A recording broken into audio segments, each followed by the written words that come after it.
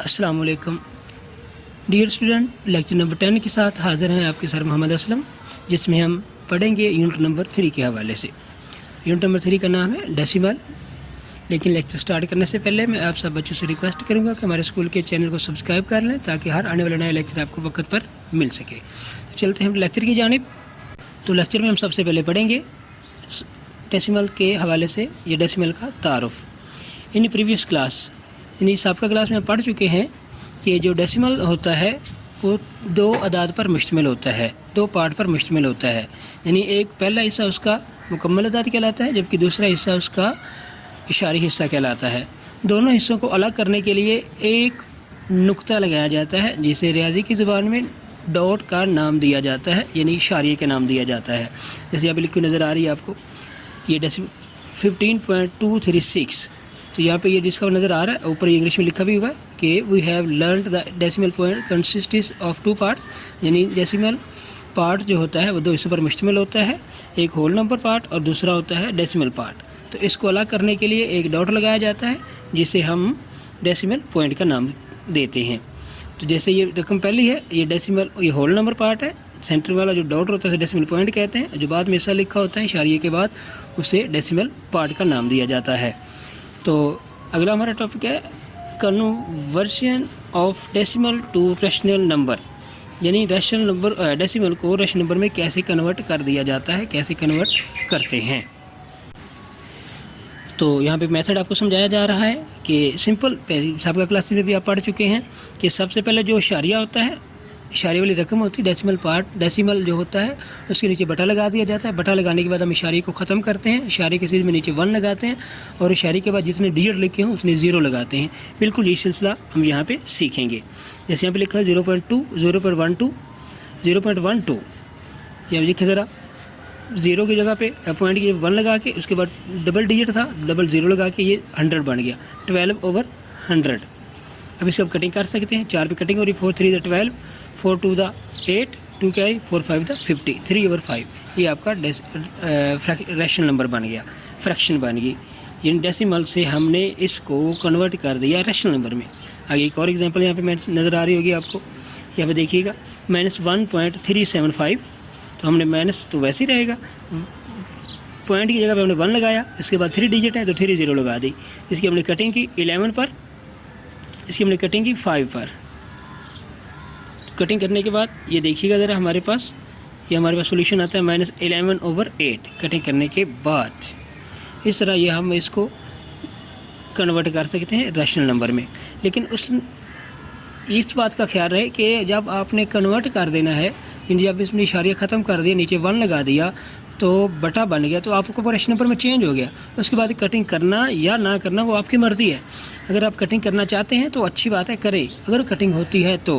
वरना जब आपने इशारिया ख़त्म कर दिया, पॉइंट ख़त्म कर दिया, नीचे 100 लग गया, 1000 लग गया, 10 लग गया, नीचे बटा बन गया है, तो वो आपका रैशनल नंबर में चेंज हो गया है। सवाल आप हल कर चुके हैं। उसका मज़ीद आप अगर उसको सिंपलीफाई करना चाहते हैं, मुख्तसर करना चाहते हैं, तो फिर वो आप पे डिपेंड करता है कि आप उसको किस तरह कटिंग करते हैं, डिवाइड करते हैं और उसको सिंपलीफाई मुख्तसर सूरत में लेके जाते हैं।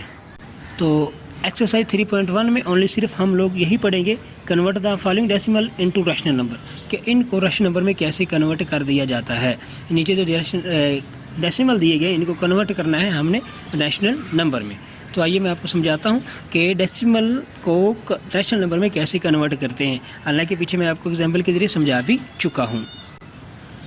तो इसका पार्ट नंबर क्वेश्चन नंबर 1 का पार्ट नंबर 1 मैं आपको समझाता हूँ। देखिएगा 0.36 पॉइंट की जगह पे मैंने 1 लगाया, बाद में 2 डिजिट थे तो 2 डिजिट मैंने 0 लगा दी, तो 36/100 बन गया। अब इसकी कटिंग की 2 पे पहले कटिंग की, 18 ऊपर आ गया, 50 नीचे चला गया। यानी 1 2 2 1 कैरी, 8 2 द 16, 2 5 द 10, 0 का 0, फिर 9 2 the 18, 2 5 the 2 2 the 4, 1 carry, 5 2 the 10, 9/25 इसका रैशनल नंबर में कन्वर्ट हो गया।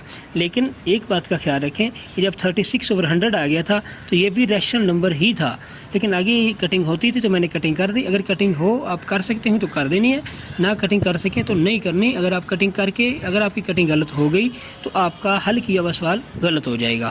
माइनस वाला मैं आपको माइनस वाला पार्ट समझाना चाहता हूँ। पार्ट नंबर 8 0.00625, देखिएगा ज़रा, -0.00625, तो पॉइंट मैंने ख़त्म किया, 1 लगा दी, उसके बाद 5 डिजिट थे तो मैंने 5 0 लगा दी। अब इसके बाद मैंने इसकी कटिंग की 5 पे, 5 1 the 5, 1 carry, 2 5 the 10, 2 carry, 5 2 the 5 5 the 25, इस तरह 2 5 द 10। इसके बाद बाकी 4 0 बच गए, तो फिर आपने कटिंग की, 25 आ गया, नीचे 4000 आ गया, उसके बाद फिर 5 पे कटिंग की, 5 आ गया, उसके बाद नीचे कटिंग की, 8 5 द 40, 2 0 वैसे, -5/800, ये आपका सॉल्यूशन आ गया। एक्सरसाइज 3.1 के सारे क्वेश्चन बिल्कुल इसी तरीके से आपने हल करने हैं। इसके बाद अगला टॉपिक है terminating and non terminating decimal, यानी टर्मिनेटिंग डेसिमल।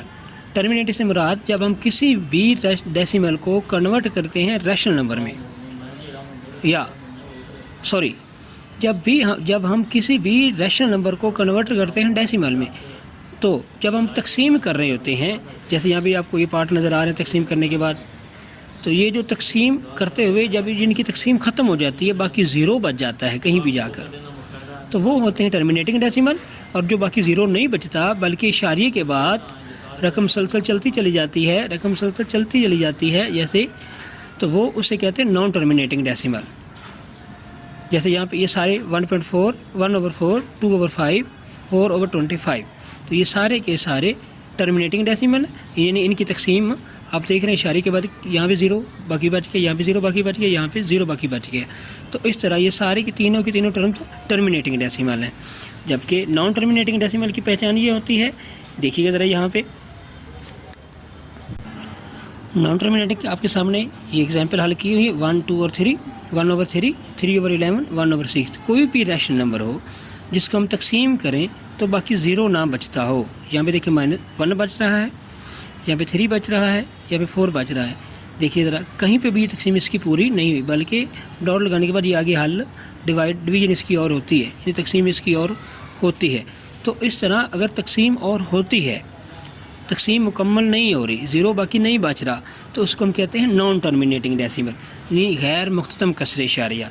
टर्मिनेटिंग को कहते हैं मुख्ततिम कसरे इशारिया, जबकि नॉन टर्मिनेटिंग को कहते हैं गैर मुख्ततिम कसरे इशारिया। तो यहाँ पे भी आपके सामने ये लिखी नज़र आ रही हैं, 1/7, 4/9, 2/3, ये सारी की सारी क्या है, नॉन टर्मिनेटिंग डेसिमल। देखिए ज़रा यहाँ पे लिखा हुआ नज़र आ रहा है, डॉट लगाए हुए, यहाँ पे भी डॉट लगाए हुए, यहाँ पे भी डॉट लगाए हुए, यहाँ पे ये ख़त्म नहीं हो रही, ये नॉन टर्मिनेटिंग है, गैर मुख्ततिम कसरे इशारिया है। तो मुख्ततिम और गैर मुख्ततिम कसरे इशारे को समझने के लिए उन्होंने एक फार्मूला भी दिया है, तो फार्मूला समझिएगा ज़रा। जब आपको फार्मूले की समझ आएगी तो आपके लिए ये बहुत आसान हो जाएगा। आप बिन तकसीम किए ही, यानी तकसीम किए बगैर ही आप इसको जांच पड़ताल कर सकते हैं, पता लगा सकते हैं कि ये टर्मिनेटिंग है या नॉन टर्मिनेटिंग। वो रूल क्या है, कोई भी रकम, कोई भी रैशनल नंबर, जैसे 1/8 हो, 2/5 25 हो, 7/4 हो, और इसके साथ ये है 4/3, 25/7, 1/6, ये 6 टर्म दी गई हैं, 6 रकमें दी गई हैं। अब इनके नीचे वाले रकम, ये डिनोमिनेटर देखें, ये 8 है, ये 25 है, ये 4 है, ये 6 है, ये 7 है, ये 3 है। यानी ये जो इनके डिनोमिनेटर हैं, इनकी हमने फैक्टराइजेशन करनी है, देखिए ज़रा, इनकी हमने फैक्टराइजेशन की, 8 की इनकी फैक्टराइजेशन की, तो इसके फैक्टर जो आए हैं वो 2 2 2 आ गए। 25 की तो इसके फैक्टर आ गए 5 और 5। 6 की तो इसके फैक्टर आए 2 और 3। इस तरह जब इनके फैक्टर आते हैं, अगर फैक्टर 2 और 5 पर मुश्तमिल हों, यानी ऐसा डिनोमिनेटर जिसकी फैक्टराइजेशन की जाए और उसके फैक्टर 2 और 5 या दोनों पर मुश्तमिल हों, तो वो फ्रैक्शन टर्मिनेटिंग फ्रैक्शन होगी। जबकि हम फैक्टराइजेशन करें तो फैक्टर के अंदर 2, 5 इसके अलावा कोई और तीसरा डिजिट भी शामिल हो जाए, 2 और 5 के अलावा कोई भी डिजिट यूज़ हो गया, 3 हो सकता है, 4 हो सकता है, 6 हो सकता है, 7 हो सकता है, कोई भी फैक्टर शामिल हो गया तो वो नॉन टर्मिनेटिंग डेसिमल होता है। नॉन टर्मिनेटिंग डेसिमल, जैसे यहाँ पे 6 है, हमने इसकी फैक्टराइजेशन की, ये 2 के साथ 3 भी शामिल हो गया। अब इसको हम डिवाइड करेंगे तो ये नॉन टर्मिनेटिंग डेसिमल है, ये नॉन टर्मिनेटिंग डेसिमल है। यहाँ पे पीछे एग्जाम्पल में भी आपको बता चुका हूँ, जैसे आपको बताता हूँ, ये देखिए ज़रा, 1/6 ये देखिएगा ज़रा 1/6 डिवाइड किया, ये ख़त्म नहीं हो रही तो ये आगे कैरी ऑन जा रही है, तो ये होगी नॉन टर्मिनेटिंग डेसिमल। तो यहाँ में देखिएगा ज़रा, ये फिर वो एग्जांपल दे रहा है 9/7, 17/8, 20/6, 45/25। अब देखिएगा ज़रा 8 की डिवीजन की 7 तो ज़रा 7 है, ये नॉन टर्मिनेटिंग है। 8 की डिवीजन की ये 2 इसके फैक्टर आ गए लास्ट क्वेश्चन की तरह। 6 की 2 और 3, ये भी नॉन टर्मिनेटिंग। 25 की 25 की तो ये 5 इसकी फैक्टराइजेशन है, इन दोनों के 5 आए हैं, तो ये टर्मिनेटिंग डेसिमल है।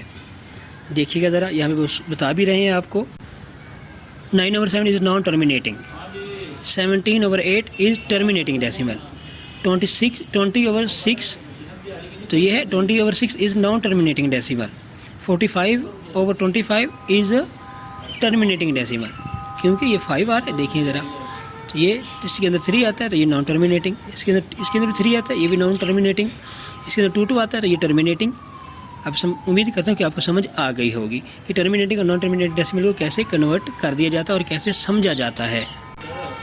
यहाँ पे देखिएगा ज़रा, ये वो एग्जांपल दे रहा है, बता रहा है कि बताइए कि कौन कौन सी टर्मिनेटिंग है, कौन कौन सी नॉन टर्मिनेटिंग। 19/25 ये टर्मिनेटिंग है, ख़त्म होगी, क्योंकि 25 की फैक्टराइजेशन करें तो 5 की आती है ना, तो लिहाजा ये टर्मिनेटिंग हुई, ये ख़त्म भी होगी।